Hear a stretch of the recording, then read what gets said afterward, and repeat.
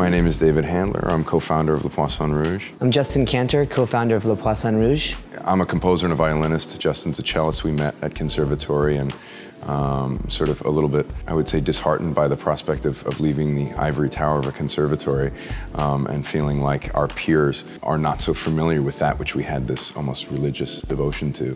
So we've always wanted to popularize true art music, and that really has very little to do with genre distinction at all. Right before it was Poisson Rouge, I should say, it was this nightclub called Life. Prior to that, it was the Village Gate. The space itself has tremendous history. I mean, this is hallowed ground as far as we're concerned. I mean, Charlie Mingus, Thelonious Monk, Ella Fitzgerald, Jimi Hendrix, Jim Morrison. Andy Warhol, hanging out with Allen Ginsberg, with the Velvet Underground, just rocking on stage. It's pretty cool. Like, that was happening right here, like right where I'm sitting right now.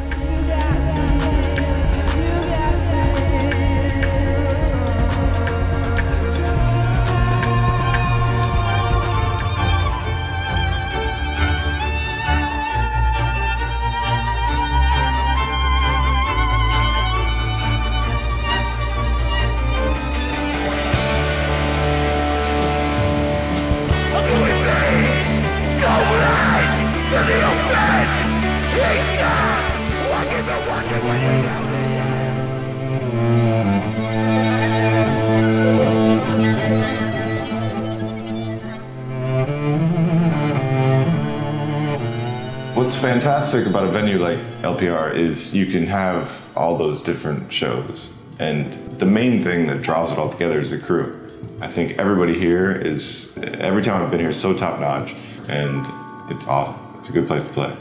The fact that LPR has turned into the spot that, you know, most of the songwriters who I work with want to do their record release shows if they want it to be a special thing, but also that the best DJs who come through town now, it's like that's where you go for a dance party. It's extraordinary. I love it.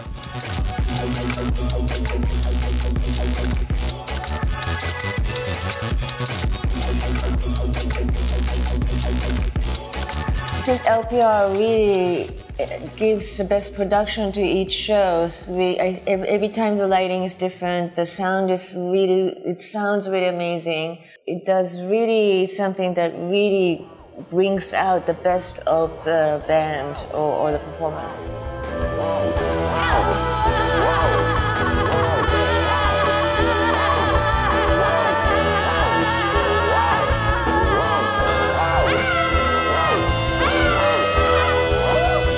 Really, nothing is out of bounds for us. I mean, we do everything from gamelan to electro, jazz combos to singer-songwriters and death metal. And we've, in many ways, you know, liked the notion of introducing one to a different demographic. So we'll do string quartets opening for punk rock, and again, making accessible and making relevant that sort of loftier purpose without it feeling as though it's in any way sophisticated or out of reach for people.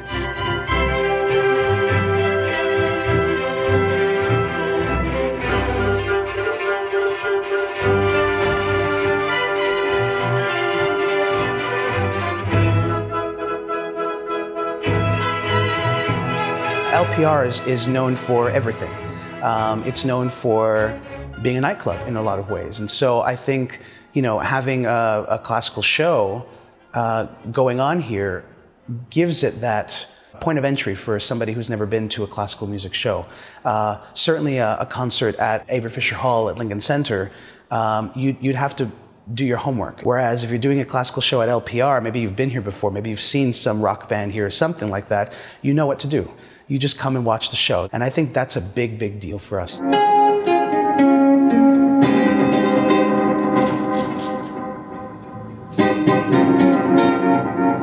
I'm happy to be playing here at Le Poisson Rouge, home of many happy musical memories. And I'm glad to have a place like this to play in downtown Manhattan in this day and age. My life is like a book. I mean, it's like something you see on TV. You wouldn't believe it.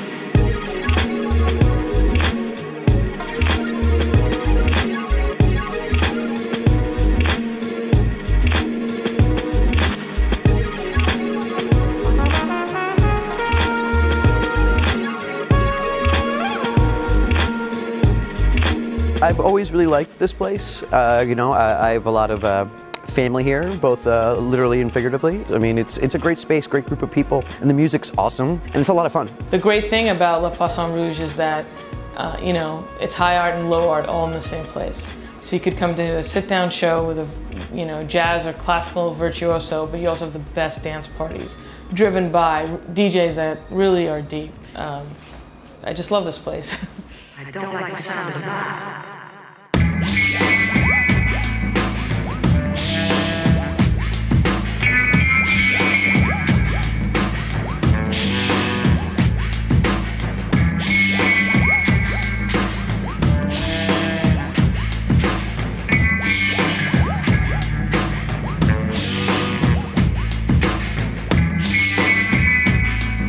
If I were 17 right now in New York, I feel like I would be at LPR 5 or 6 nights a week, just seeing what there was and having it kind of shift me in all these different directions. So. Having all these different genre of music that are all interesting and experimental and inspiring, insightful, fun, all these elements I really love about this place.